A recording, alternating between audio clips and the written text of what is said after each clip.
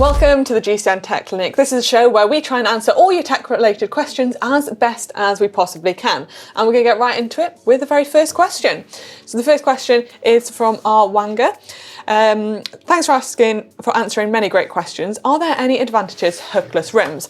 I recently bought a used wheel to mount to a training stick and did not realise that it was hookless until the second time that it blew off. Thankfully, this happened before he even got on the road.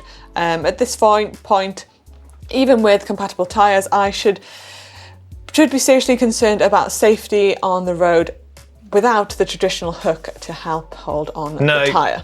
I'd slightly disagree with this person. No? I don't think you need to be concerned about safety. The hook system is tried and tested loads, and it's actually a really precise international standard that it operates to. But in terms of the advantages of hookless rims that you're asking about, well, hookless rims mean you can have slightly lighter wheels, where the tyre and the wheel interface is a little bit smoother, therefore it's more aero, so therefore a little bit faster.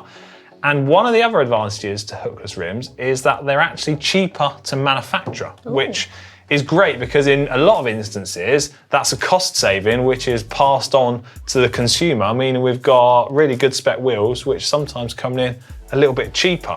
Now, one of the slight downsides to using hookless tyres is that you're limited to a tyre pressure of 72 PSI. Very precise. Yeah, it is very precise, which might not necessarily be ideal for you if you're someone that prefers to run a narrower tyre, say a 26mm or less, and you're also maybe a slightly heavier rider, so sort of 90 kilos upwards, because that combination of rider weight and that narrow tyre with a lower pressure isn't going to be the ideal solution. So there you go.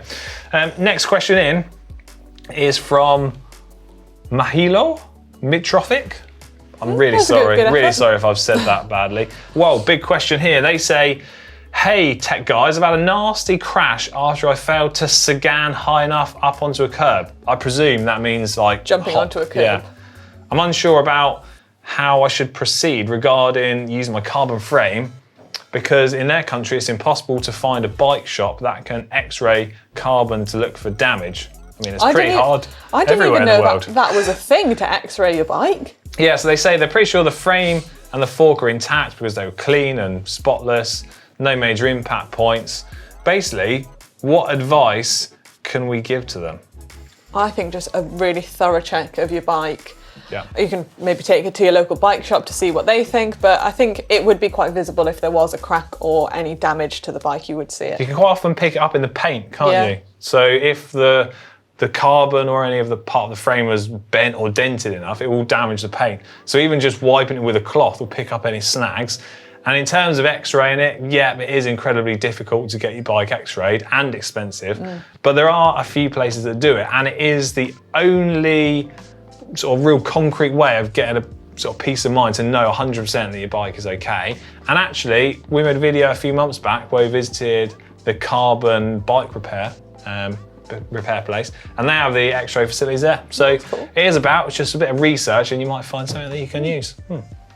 Next question in is from IME or IME. They say, hi Alex/Manon/Ollie. I made it. Yeah, you made it. Ollie's not here today. Ollie? No. Oh, it's not on there. Recently moved to cycling indoors due to the awful British weather, and I've noticed that my saddle has become quite uncomfortable.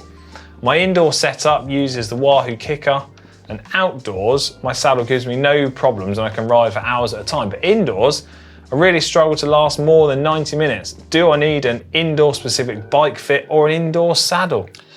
I don't think an indoor saddle or bike fit actually exists. Not that we know of anyway, but it is very common to be uncomfortable riding indoors. I find it, and if you think about it, 90 minutes in one static position is a long time to spend on the saddle, whereas if you're out on the road, you'd constantly be moving around on the bike. To go uphill, you get out of the saddle, even going downhill and going around corners, you'd move your position on the bike. So it is quite common.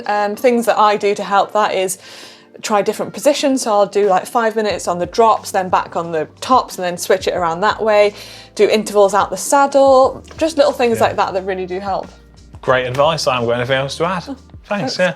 Next question in is from Ali Javid, who says, hi GCN Tech crew, how often should I do a full bike service including stripping the bike and greasing all the components such as the hubs, bottom bracket and headset. Well, in my opinion, I think you need to do a full bike service once a year, unless you're riding in some sort of bizarre, freak, crazy conditions. Maybe after winter time, yeah? Yeah, and then it's fresh for summer. Oh, best way to Can't do beat it. that. Also, just normal maintenance will help prolong service life of your bike. True. As long as you look after it, it will last longer. Nice. Next question is in from Fabio. Is there a way to increase tyre grip when you're on the turbo trainer? Whoa. So this is not a direct drive trainer, the old school ones, not the old school ones, one where you put the wheel against the roller at the back. Oh, yeah. So it's relying on the friction between the two.